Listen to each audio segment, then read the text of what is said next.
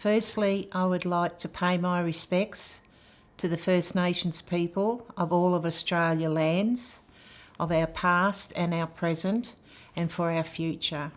And I'd like to thank you for interviewing me today. And my name is Auntie Teresa Clancy Power, and I'm a Waka Waka woman. Yuwangan Yawa Numbali, Marumba Beran, Yagarajarana, Gaja Keri Yari, Nya Yagara Jara. Friendly greetings all from Yagara country. I am Gaja Keri Charlton. Hello everybody, my name's Stephen Coggill. I'm part of the Yagara people of this area. I'm a traditional owner. Our area goes from Stradbroke Island, west over to the Toowoomba Ranges, north to the South Pine River and south to the Logan. So that's our areas, 8 clans in there. And I'd just like to say a welcome to country for the people who are watching this program at the moment. And welcome Yawa Yuwangan, which is hello to you all. And yeah. Hello, my name is Stephen Bond. I'm direct descendant of the Waka Waka people. I also play the didgeridoo. I'm a bit of an artist too, so I'd like to express a lot of my talent through my artwork.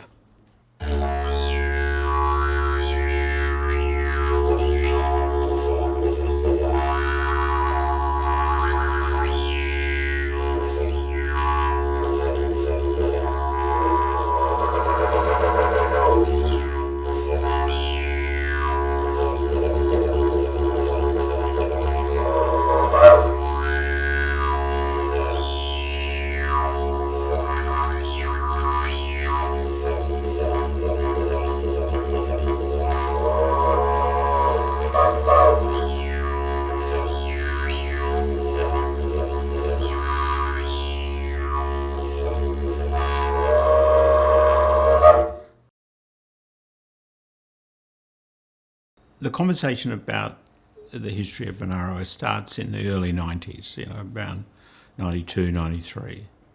And it follows maybe 8 or 10 years of intentional practice in this area, particularly around the graceful Christ the King Catholic parish, where families had approached the school, Aboriginal and Torres Strait Islander families in the southern part of the city, had approached the school about being included and an intentional program happening. A lot of passion and commitment in the local community had generated in result to that. But people were aware that we had the benefit of, say, a couple of parish priests in a row who were very committed to that. But you couldn't assume that was always going to continue. And there was a degree of ownership beyond the Catholic parish in the locality about that. So people started to think, well, what could we do, what should we do to sustain that engagement? And where it went to was, well, we could try and capture some of that work and some of that practice within a community organisation and call it Benarrawa. That organisation was not an organisation for and about Aboriginal and Torres Strait Islander people, but was inclusive of that. And it did a range of things. So it had a small amount of resources and it established itself as an incorporated association. So it was independent and even more inclusive than going beyond the parish. There were some interesting steps in that process, notably the name. At the time, because there was a government funding involved, there was some encouragement from state government that you had a sensible name like Inner South West Suburbs Community Development Association. And that was all the rage at the time, was to use geography in the name of your organisation. So there was some fairly intense conversations because we'd stumbled across and discovered that the watercourse of the Oxley Creek was Benarrawa. And that locality and the land around it was, the naming of it was still available in terms of Indigenous people. So we went about a process of consulting the custodian of language at the time, who was Uncle Neville Bonner, a notable Australian, Indigenous Australian, Australia's first senator, Indigenous senator. We got his permission, and then we got the permission of the Brisbane Council Elders. So we proceeded to adopt that name. I think, 30 years later, I'm not sure if we'd still be here if we'd had a sensible name like Inner South Perth Suburbs Community Development Association. I think we might have been probably subsumed into a larger organisation, and we wouldn't be the unique, unusual, rather precious entity that does all sorts of good community development work, but has had about 30 years of intentional connection with First Peoples. I probably got to know about, prior to it becoming Benarrawa, because my children went to Christ the King school, and they had a high Aboriginal and Torres Strait Islander student population there. I was involved with some of the activities happening there and on the ASPA committee, which was the Aboriginal education funding grant at the time. It was probably 7 or 8 years ago when I was approached to do some workshops in the schools, and began working in reconciliation activities with Benarrawa, cultural sharing, cultural awareness, cultural training. Sometimes I would teach them a bit of song and dance, culture, culture sharing, and I have a teaching background as well, so I do particular lessons with them as well, so develop some activity sheets. And at the time I started working with the Benarrawa and the activities, I was only in my 30s, early 30s. So all the elders, the older generation, my mother's generation, were all the elders. So those elders then, they were strong elders in that they'd come through the government administration, the mission system, the segregation. They'd come through that. I did my 4th social work placement at Benarrawa. It at that stage was at Christ the King Parish in the Community Development Office. It had already adopted, with the permission of Uncle Neville Bonner, the name Benarrawa. And during that time, I had lots of opportunities of meeting with First Nations people. But because the school had had an Aboriginal and Torres Strait Islander cultural program at Christ the King Catholic Parish, I was able to talk to the cultural worker there, meet the parents whose children were at school, and I was sometimes invited to the Aboriginal and Torres Strait Islander parent support group for a chat. So other things that then started to happen were that Oxley Creek Environment Group asked us to be part of the Oxley Creek Festival. I think Uncle Stephen Bond asked someone to make a bark canoe modelled on the Aboriginal canoe, and Thomas Cockhill, one of the Cockhill boys, it was towed part of the way into the river, and then one of the Cockhill young men paddled it to the pontoon at Oxley Creek, and Auntie Vi McDermott came in the canoe, and until the day she died, she would tell that story of how brave she was coming in the canoe and stepping onto the pontoon at Oxley Creek, at the mouth of Oxley Creek. So from that water festival, I guess the group also benefited by the continued interest, and so involvement, especially in our community events, developed and grew. In 1997, I was successful in becoming a community development worker at Benarrawa, and we had divvied up our workload. So one of my principal pieces of work was to work with the Benarrawa Aboriginal and Torres Strait Islanders Solidarity Group. In that period, around sort of 93 to 95, there was a need to put the resources that were available for community development, some government funding, in this region into Benarrawa so that could be sustained and secured. But the intention of calling it Benarrawa and thinking about the locality and thinking about some of the history of Aboriginal and Torres Strait Islander people being engaged in one of the local schools was a very strong influence that the association would be open and committed and thoughtful and try to learn how to have a richer connection with First Peoples and country.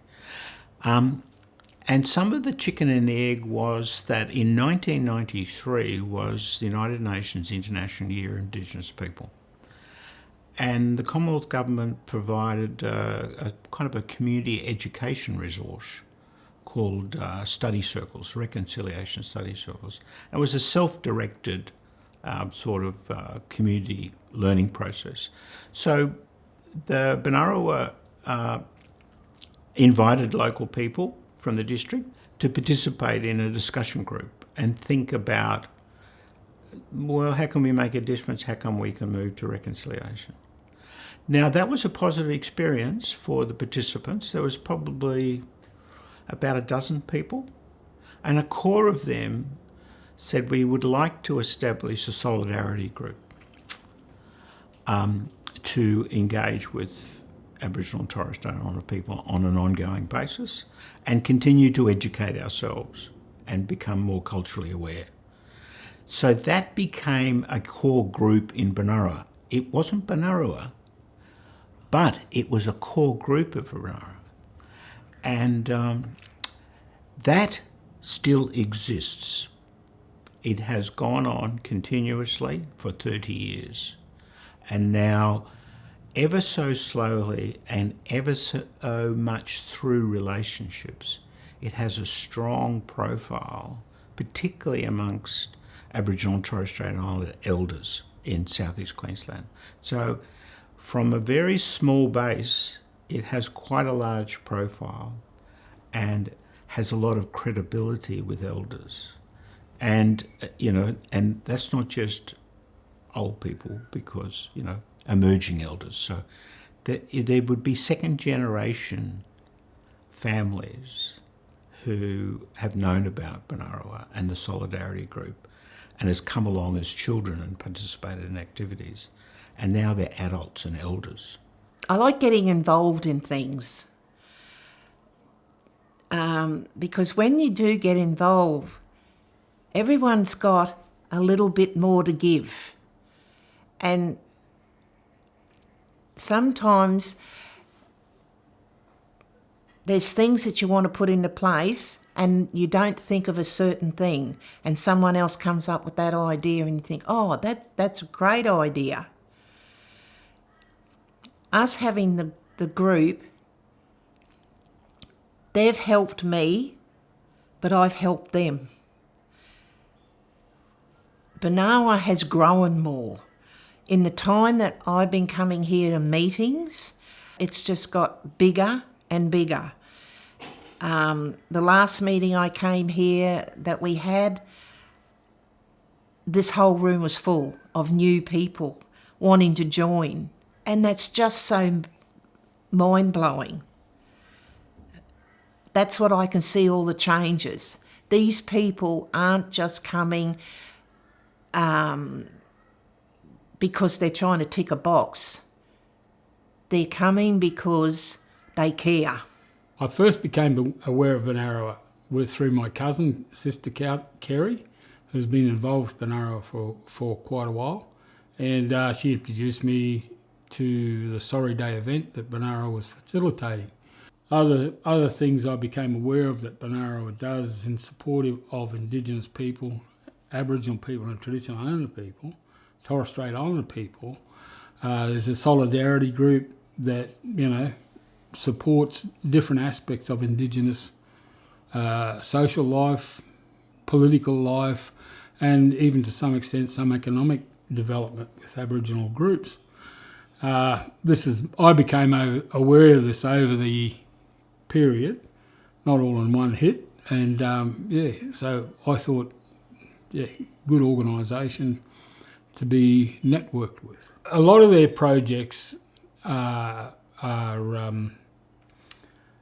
basically human rights stuff that I get involved with, and those human rights include Indigenous human rights, Aboriginal, Torres Strait Islander human rights awareness, social impacts, political impacts on the Indigenous community, where I've been able to speak into and help to give a view of how some Indigenous people are responding to today's issues. The Voice, for instance, the treaty, what's happening with that, the Uluru Statement of the Heart. I'm happy to join in with conversation with Benarrawa. Not that they ask specifically about that, but they do like to know what Indigenous people are talking about on those issues. We've got a new organisation called Yuggera Mugginjin Aboriginal Corporation. They're elders of this group. We interact with Benarrawa significantly. WIMAC is a cultural organisation. It's involved with language and teaching that within the schools around here in Yuggera, and also works in with, while we're still two separate entities, we work together. Benarrawa and WIMAC work together. I've been with Benarrawa for quite a few years now, and I just love being with the people. They are just so friendly. And the strangest thing is, it's not strange, but there's no Aboriginals running it. They're all non-Indigenous people, and that shows they care. So they're wanting to work and support us. And that's what I find so heartwarming. And that's what we need to close the gap. And this is a way, for me, that I can see in closing the gap. Benarrawa is not just the workers, and so the Benarrawa Aboriginal and Torres Strait Islander Solidarity Group is owned by the people that are a part of it. And it has some fabulous and phenomenal people as parts of that solidarity group. It's also had people who may never have thought that they would end up in a space like that. Aboriginal and Torres Strait Islander solidarity was not their thing, but through relationship with an Indigenous person and through participation in this space, it became a thing that was of importance to them. And I think that relationship has been incredibly important in carrying that through. When I came on board, there was quite a strong there was already quite a strong energy around that space, and there were really sort of clear things that solidarity group was already sort of wanting to work on and achieve. And so some of it was really just coming on board and supporting that work to continue. So the Sorry Day ceremonies, the Aboriginal and Torres Strait Islander Art Show and Cultural Festival, the Elders Lunch, that sort of thing were kind of really... They were things that were in the calendar that were just a part of the life of this place. At Benarrawa and in the Solidarity Group, part of our main purpose at that time was to educate ourselves and the wider community, to build relationships with Aboriginal Torres Strait Islander people, and to continue to learn. It's always been a goal of that group. So part of that was to take some Aboriginal and Torres Strait Islander workshops, particularly around the first Sorry Day, and that work started back in 1997. The first Sorry Day was the following year in March. And of course, the reason for the first Sorry Day was the release of the national inquiry into the removal of Aboriginal and Torres Strait Islander children from their families and communities. Alderman Jim Sawley was the Lord Mayor at the time, so he decided he would invite people from the Aboriginal and Torres Strait Islander community in to work with him. The Brisbane Council of Elders and Queensland Churches together. Uncle Stephen Mam was part of that group, and he had children at Christ the King School. He and Auntie Pam Mam had children at Christ the King School. So having the opportunity, Council then appointed an Aboriginal worker to work with her around developing local Sorry Day ceremonies. The Sherwood area, Sherwood Arboretum, was chosen because there had been a hostel for Aboriginal women, and there was also a home at Yeronga that had housed young men. I felt very privileged to do that work because I learnt so much at that time. And of course, the first Sorry Day was an amazing ceremony at the Arboretum. We've been fortunate over successive years of doing Sorry Day every year to have different elders who were removed come and work with us and become part of the solidarity group at Benarrawa. I was actually adopted when I was nearly 8, and beautiful people. I was very, very lucky, because a lot of children that were adopted out, you know, some of them ended up back in the homes and things again. It just didn't work out. But I didn't know I was Aboriginal. So when we were in dorms, I mean, we couldn't understand why we weren't with our family. Didn't our family want us anymore? What did we do wrong? Where was our mum? Why isn't mum coming getting us?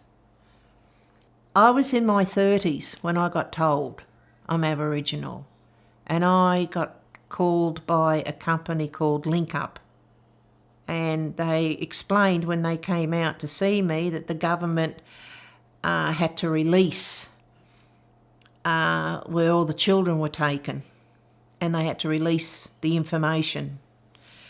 And that's when I was informed I was Aboriginal.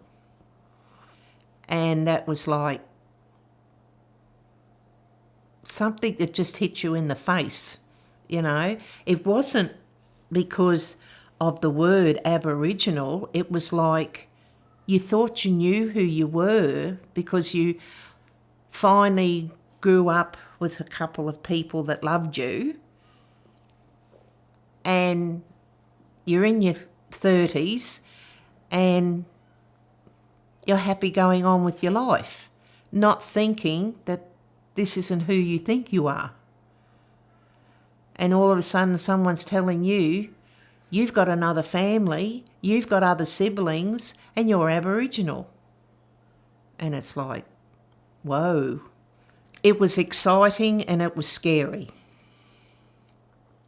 Yes, I wanted to know who my birth parents were. And I wanted to know my siblings. But as I went on my journey, I got to know the culture more,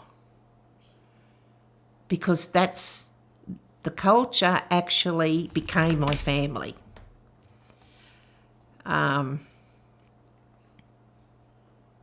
grabbed onto the culture after being knocked so many times, but I've never found them. I've found lots and lots of cousins, but as I said, the culture to me and who I meet on the way and everything, that's who my family is, and I'm happy with that. To be able to be part of the stolen generation and to be a voice for the ones that I know that didn't make it, that were with me at the time, I can tell the truth on what happened. And the people do need to know the truth of what happened. It's not your fault. It's nobody. You can't blame people nowadays what happened, but the truth needs to be told. And you can't hide behind it anymore, you know. And I'm just so privileged to be one of the stolen generations that made it and is able to have that voice for the ones that didn't make it and let known the truth. Every year the participants of our Sorry Day commemoration ceremony is growing, and so we also have wider circles involved from the wider community and the schools and students and young people and older people, and that's important. So since I've been involved, children are now parents and grandparents, you know, and so they're still coming to it. So it's life-giving and giving hope to others who are also involved and want to be involved. For me, I see that it's this sort of work where I won't sugarcoat anything. We still suffer racism greatly in the country. We still have the highest morbidity rates in particular, you know, across most spectrums of our health, the high incarceration rates of our youth, the high levels of detention, the increasing numbers of women, and also the continued high profiling and incarceration of Aboriginal men. So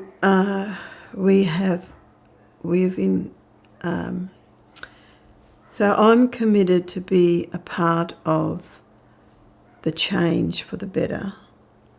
Closing the gap for me is Kevin Rudd. When that first started, Kevin Rudd did the apology that stolen generation, it did happen. In Kevin Rudd's eyes, I was down there for that because I am part of the stolen generation. It was phenomenal. And yes, I thought, like Kevin Rudd, that was going to be the start of us starting to move closer together. But it didn't happen. And what I've noticed in the time I've been with Benarrawa is the gaps are closing bit by bit. We've got a long way to go, and the unfortunate part of our culture, it'll never be a complete culture. Our culture's going to still have fractures in it, and that's the saddest part, because being part of the stolen generation, my name was changed 7 times. My identity's taken. My language is taken. They'll never come back. And I can't teach my language because I don't know my language. The language I'm learning that I'm speaking to you today is my second language.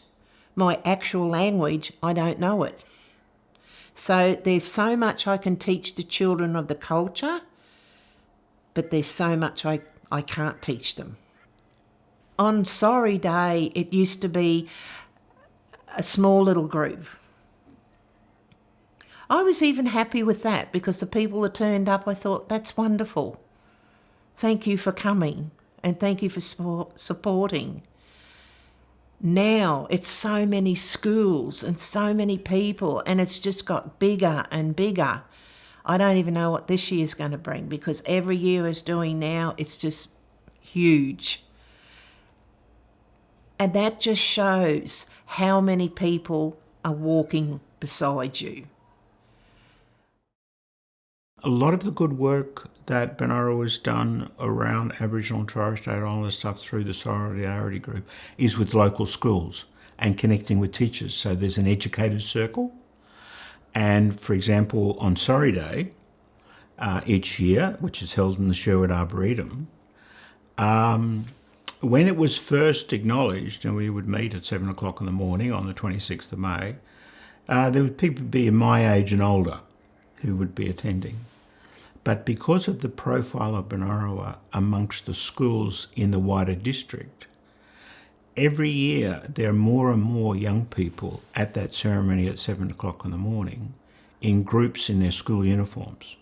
So there's a whole generation of young people who are growing up that probably couldn't care less what the details about Benarrawa are, but they know it's a constant in their community. And in gentle ways, maybe ways they don't realise, it's influenced their formation and the development of their values in cooperation with their school communities. It's by talking about these things that people begin to learn more.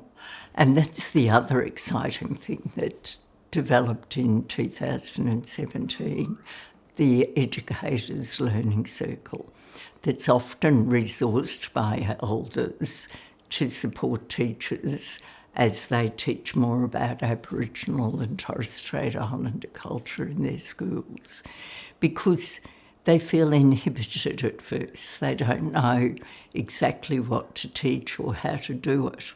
But with the support of that group, and perhaps with being able to access some Aboriginal and Torres Strait Islander cultural workers, they can move forward with that program in their schools. And that group meets quarterly at Benarrawa. One of the programs here that we realised from me going into the schools, and John, one of the workers, John Morm, who I was working with on that project, we started having conversations about how could we make it more energy economically, how to use that to get to more, but with less running around to 15 schools. So we've tossed around the idea of bringing a group together, and so that's where the educator learning circles comes from. The educators learning culture yarning circles, which happens once a term, and they can have a representation of teachers from many schools in the area, and they also get, there's the communications that go out and resources, etc. that way. I have seen in the time that I've been with Benarrawa things coming together, not so far gapped.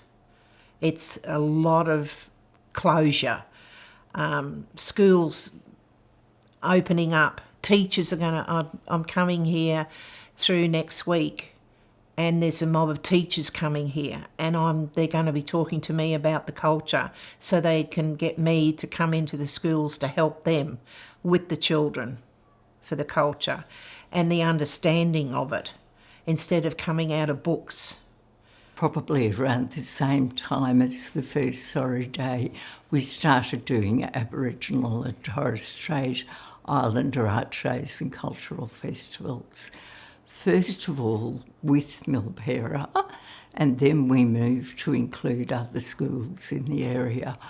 Stephen Bond teaching people how to paint boomerangs and how to do dot painting, Indigenous painting.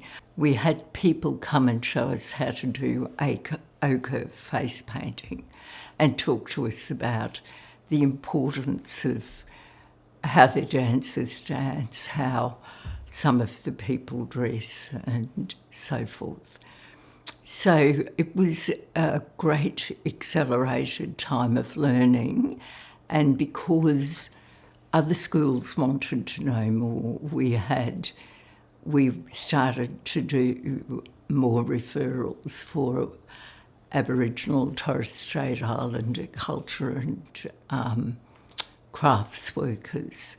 We also were asked by local libraries from here to Mount Cootha to have local displays in their libraries.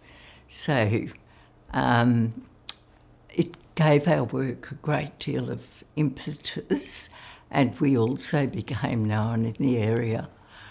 Stephen Bond often, I think after probably about 2 trades and cultural festivals, started doing paintings that were auctioned at the festival, and the proceeds would go to usually an Indigenous organisation, though once he supported Pamphlet Bridge Sea Scouts to actually be able to buy a canoe for that.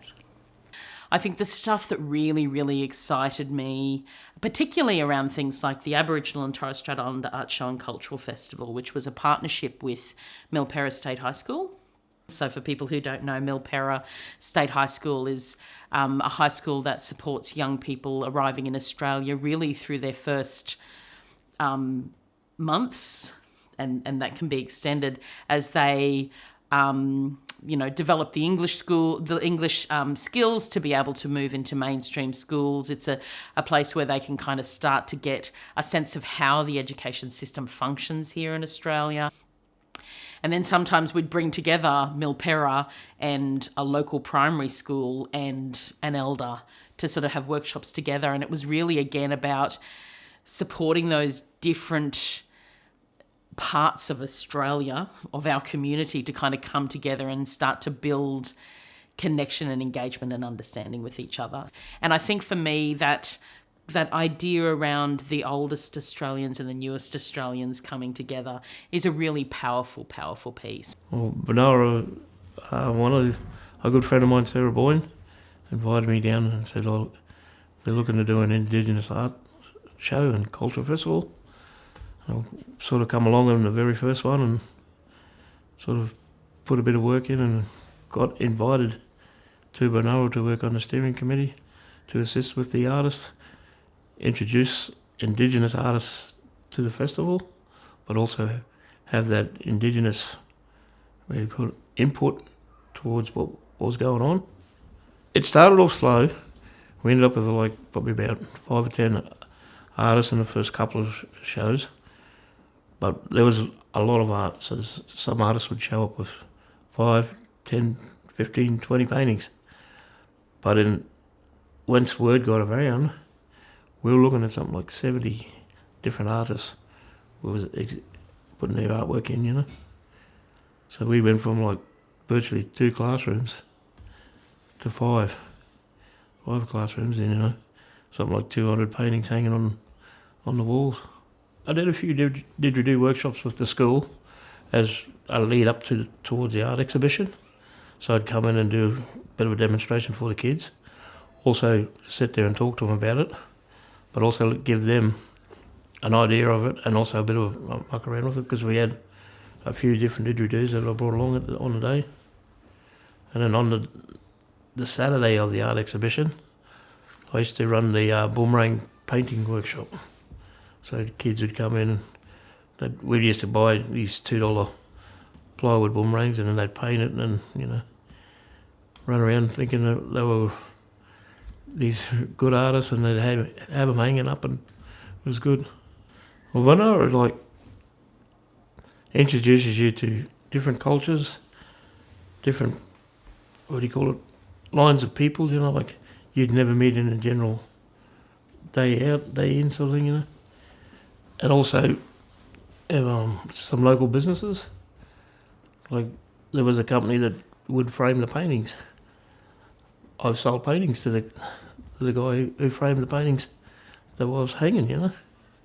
So little things like that, sort of what Benarrawa sort of brought me closer to it. We started having Invasion Day ceremonies in the mid-2000s.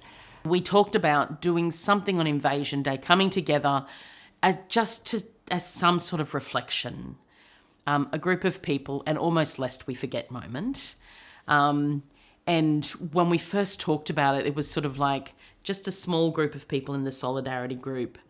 And we were sort of like, oh, well, you know, it's an event. Should we advertise it? Do we need to put it into the local newspaper? Should we get flyers out? And the response was, let's just do it. There was this sense that we wanted to do something on the morning of Australia Day, because at that time Australia Day was still very... The discourse around Australia Day was still very much taken up in this kind of jingoistic space. We also contacted Uncle Sam Watson, who we lost last year, and said, look, we're just a local group of people. We want to do this thing. We're aware that the Invasion Day rally happens in the middle of that day. This is not an alternative to that. We just wanted to, I guess, check in with you as a protocol and say, is it okay if we do this thing just as a local thing? And he was very encouraging of that. It was very, very simple, and we just, we read some of the history of this local area that's contained in the local Aboriginal Indigenous history book that Gudger Kerry was involved with writing. I think we had a minute's silence to kind of recognise what that day of invasion means. So 26th of January.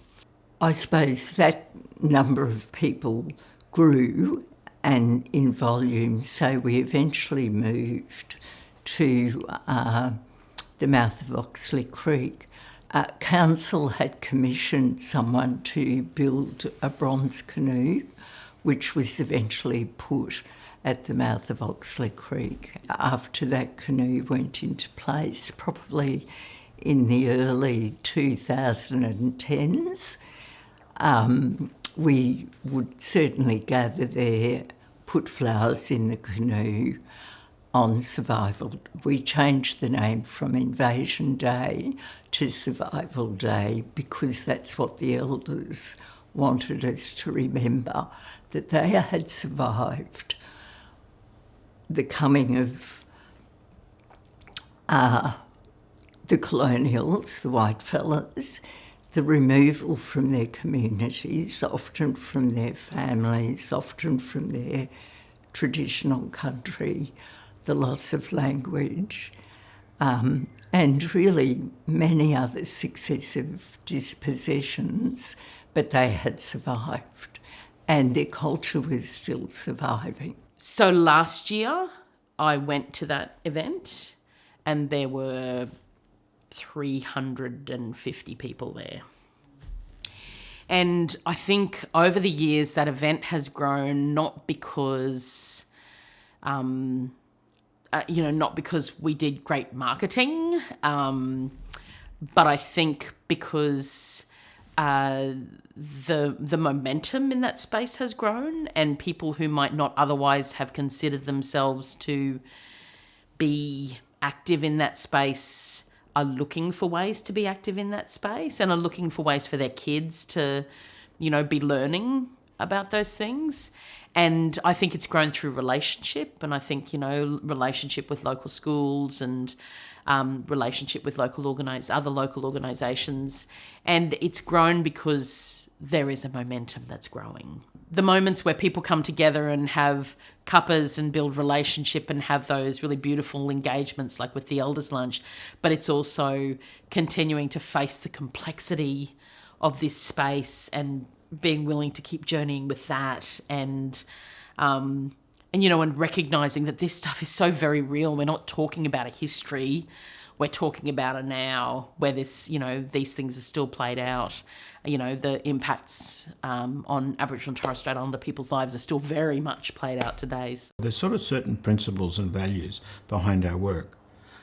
But you need support from your local community, and that comes through, volunteering and things like that. But there's a pragmatic side where you need a place and this place belongs to the Brisbane City Council, and there's a long story with that. And you need some funding to pay for some staff, even though they're minimal, and that comes from the state government. Now, those relationships with those two entities have gone on for decades now. And in there requires a lot of skill, particularly from the workers, and the management committee made up of, local people who volunteer. And some people come from outside the district because they're committed to what it does. They're not necessarily always local. And that's not easy because grant and government funding expectations and lots of regulations in local government can be quite constraining because they've got their own agendas which need to be respected. Sure, stick to your guns, be consistent, uphold your values, but do it calmly and consistently and maybe stubbornly, but maintain the reputation that it's a reasonable group of people. They have a history that when we listen to them, they are flexible. And when you have a difficult person or persons or a change of government or administration, write it out. Take a First Peoples view. Take the longer view. That painting there, which is the story of Benarrawa, and the story of Benarrawa, and that was a painting done by Ravina Waldron's cousin, John Tatton, and it tells the story of Benarrawa, and so that's a blueprint of principles and values and practice for Benarrawa as well. So that continually gets reflected back into the group. Benarrawa would be what I would call, for me, the mother. And she's got the arms extending. And you've got all these people that work in there that are walking with us. And that's a mighty feeling. It's a very proud feeling for me. I'm just so grateful that I got them walking beside me. But not only that, they're my friends. And their care. They're not doing it for the money, because Benarrawa, when they were starting out, there was no money. But they were here doing the work. That speaks for itself. And I meet so many wonderful people, and I've made so many great friends that even if they may have left Benarrawa, or they may have left a school, they were a teacher but they've gone to some other school, I've got their phone numbers, they got mine, we're connecting still. That's the bond. You've worked together but you've formed a beautiful friendship. I think it's about people, it's about relationship, it's about the stickety-withedness. And I think it's because there are relationships with elders and community members that you can walk away from a volunteer position, but you don't walk away from relationships. Well, from my perspective, as from an Aboriginal perspective, an Indigenous perspective, Benarrawa seems to be on the front foot with issues. Well, it is on the front foot with issues. So any new issues that, present itself, Benarrawa seems to get involvement with that, with the solidarity group, with the Indigenous members as part of that solidarity group.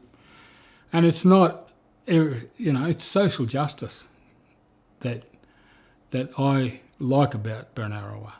The people in it are fair income and genuine, and they really seek your opinion.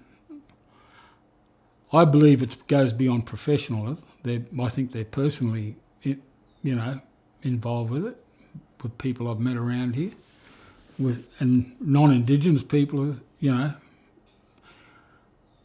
I believe that they have a personal interest in the social justice within this country. And that warms the cockles of my heart every time, when I can find that in an organisation. Like I've worked in places that says we're this, that and that, and proactive in Aboriginal this and Aboriginal that, and you get to the workplace and it's like eating cardboard. It's just bland. So I've found that different with Benarrawa. I believe that they're genuine and seeking social justice for whoever, whether it's, poor white people in Anala, poor Aboriginal people in Anala, and they keep consulting with the community, whichever demographic of the community that's involved with, they'll consult with them to find, what is the truth, what's happening, what needs to be done, and how they can address some of those issues. And I think that with whatever cultural group you are, if you meet people whose heart is right and talk, they're doing things because it's the right heart motive, you're not going to, growl at them, but you'll guide them. Let's say you'll return to the table rather than close the door and say that ignorant, I'm not going to need that ignorant sort of. So I think that our people could see the heart of, and the Benarrawa people, it certainly touched their heart. There are all these markers that show that there's changes happening, that hope, we hope, it's human nature to hope, and seeing that Benarrawa continues to stay true to the original vision and, which is a reconciled and healed country with the First Nations people, and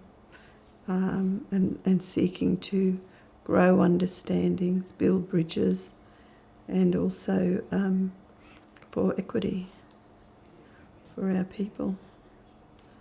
Benarrawa's given me that opportunity to share my culture, to share my knowledge, share my artwork, but also share with people things that they probably would never seen. Like my didgeridoo playing, every time I play the didgeridoo, someone will come up and say, I've never seen it that way, I've never heard it that way. Or the paintings, how did you do that? Why did you use these colours? I like that sort of feedback, and Benarrawa's sort of giving me that opportunity.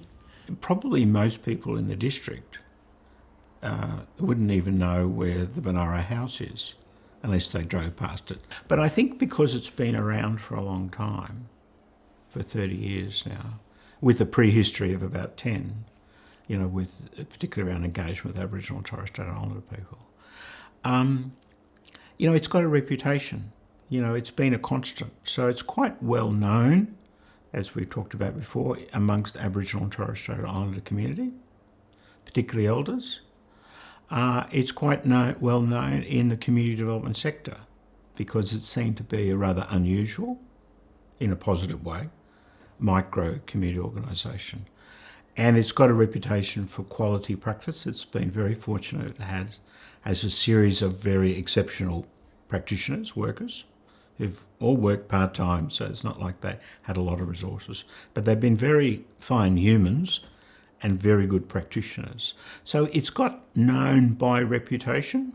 Our intention to, with permission, adopt an Indigenous name as our identity has given us a sort of spirit and identity and a pathway into respecting and engaging with our local country.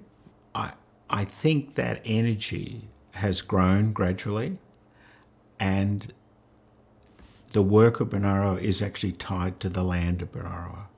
And it is a physically very beautiful area, so it's fairly easy to be enchanted and be cared for by it. There's lovely waterways and lots of open space. I really hope Benarrawa will continue to do this work for many years to come, forever, really. I think this program and group at Benarrawa is fairly unique.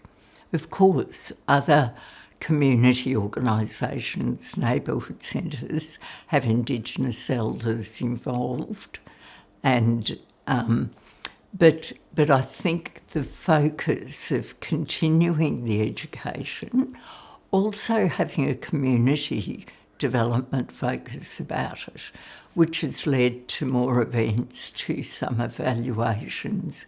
It led us from community conversations about the local area to things like a community conversation about Black Lives Matter. I just think the learning opportunities are endless, and I think it's good for people to expose themselves, to be in the discussions and to learn more. So, but I also say for myself, I am forever grateful to all of those people who have brought us together and taught us much more about their culture and befriended us. I think what has kept us hopeful has been the relationality, as that people have come to understand what Benarrawa is about, not by a brochure or a website, but by their experiences. So I think the core business, I know, the core business of a community development organisation, if it's authentic, is relationality. You know, the micro stuff of people exchanging and being listened to and dialogue occurring. So I think there's been a patience and a mutual respect that's built credibility, and people have noticed on a person-to-person basis and how groups are conducted. They've noticed the place is quite intentional and cares for people and draws people in. If we tried to think 30 plus years ago how we would do it, we wouldn't have known how to do it. It's been a path made by walking, and First Peoples have been very patient and respectful of us and accompanied us, so that us is now all of us. It's not them and us, it's us.